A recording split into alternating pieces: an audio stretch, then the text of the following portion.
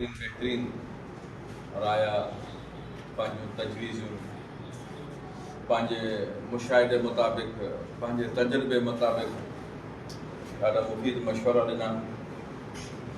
ऐं हक़ीक़त ॻाल्हि इहा ई आहे त ही फोरम हूंदा आहिनि दिलि खोले ॻाल्हाइण जा ऐं दिलि जी ॻाल्हि ज़रूरु माण्हू रखे उस्तादनि जो आवाज़ु ज़रूरु रखे जॾहिं तव्हां वटि उस्तादनि जी मर्कज़ी क़यादत हुजे पर इन सां गॾोगॾु मूंखे हिकिड़ी शइ तकलीफ़ ॾींदी आहे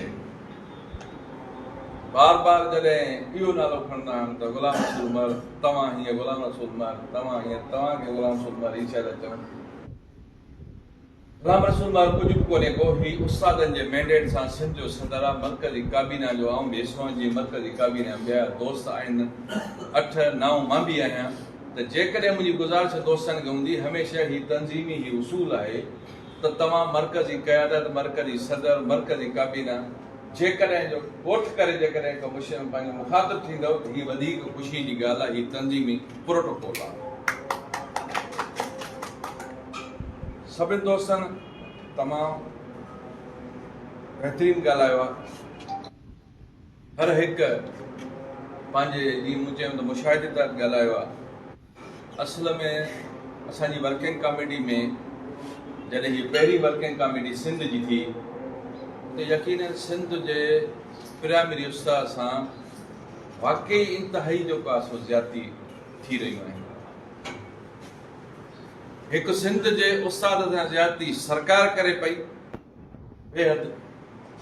ऐं माज़रत सां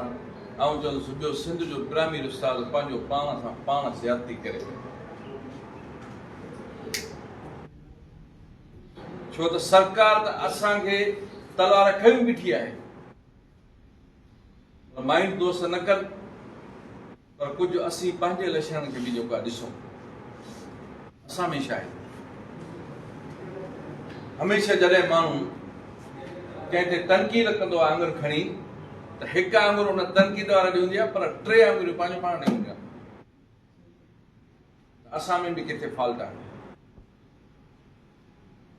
दोस्तनि वटि हिते अचण जो असांजो मक़सदु ई आहे त बार बार भला तहरीकूं जेको आहिनि रिज़ल्ट न मिलण जे करे हलाइबियूं आहिनि छा तहरीकूं हलाइबियूं आहिनि त रिज़ल्ट मिले कामयाबी मानी पर तहरीकुनि खे हलाइण जा बि जीअं काफ़ी दोस्तनि ॿुधायो त मीटिंग कमेटियूं ठाहियो दोस्तनि सां मशवरो कयो दोस्तनि सां सलाह कयो त अहिड़नि मशवरनि ख़ातिर असीं सिंध जे अंदरि निकिता आहियूं ही ज़िलनि जा वर्कर कन्वेंशन घुराया आहिनि त ज़िलनि में जेकी तालकनि जा उहिदेदार आहिनि तालके जी लेडीज़ खे छॾे करे पर लेडीज़ समेत 9 माण्हू 11 माण्हू जेको आहे सो तालके जे वर्किंग कमेटीअ जा 20 माण्हुनि ते जेको आहे तालके जी तंज़ीमी जेको आहे सो हिकिड़ो कार वहिंवार हलाइण लाइ 20 माण्हुनि ते मुश्तमिल हिकिड़ी बाडी आहे उन खां पोइ ज़िलो आहे असीं चयोसीं त असां उते वञूं भला ॿियनि खे छॾे करे जेकॾहिं जिते 5 यूनिट आहिनि त 100 माण्हू उहो 10 माण्हू जेका 9 माण्हू ज़िले जा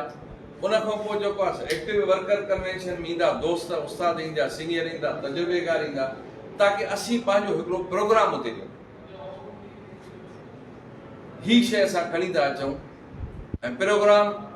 5-8 ॾींहं अॻु में जेको अनाउंस थियल आहे यकीनन 40 जे ॾींहं जे हिसाब सां एहतराम सभु मुस्लमान ते फर्ज़ आहे असां ते बि फर्ज़ आहे पर जॾहिं असीं हलफ़ खणंदा आहियूं उन हलफ़ में असां इहा शइ चवंदा आहियूं त असां ज़ाती पंहिंजे मामलनि खे परे करे तंज़ीमी मामलनि खे जसा उन्हनि उस्तादनि खे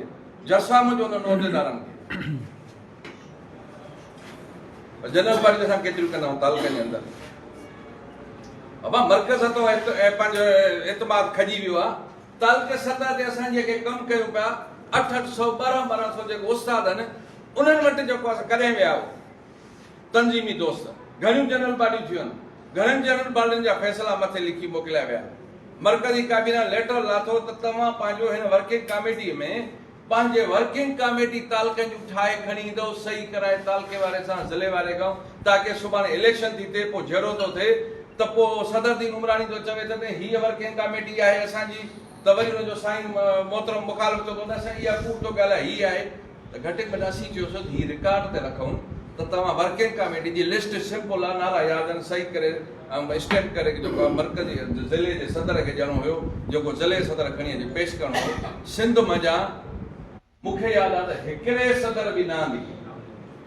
आख़िर इहा शइ थी त मोहतरम मां नालो न खणंदुमि, हिकिड़े सदर वीचारे खे इहा बि ख़बर रही त सही वर्किंग कमेटी त ॾेई छॾी आहे। बाबा किथे ॾिनी अथव? चए इलेक्शन कमेटी चूंडी ते। पुछो तालको खटियो ई? चए हा। उन खां पोइ जेको 11 माण्हुनि जी वर्किंग कमेटी थींदी आहे? चए हा। उहा चूंडी थी। त तंज़ीम जो वर्कशॉप कोन पियो थिए।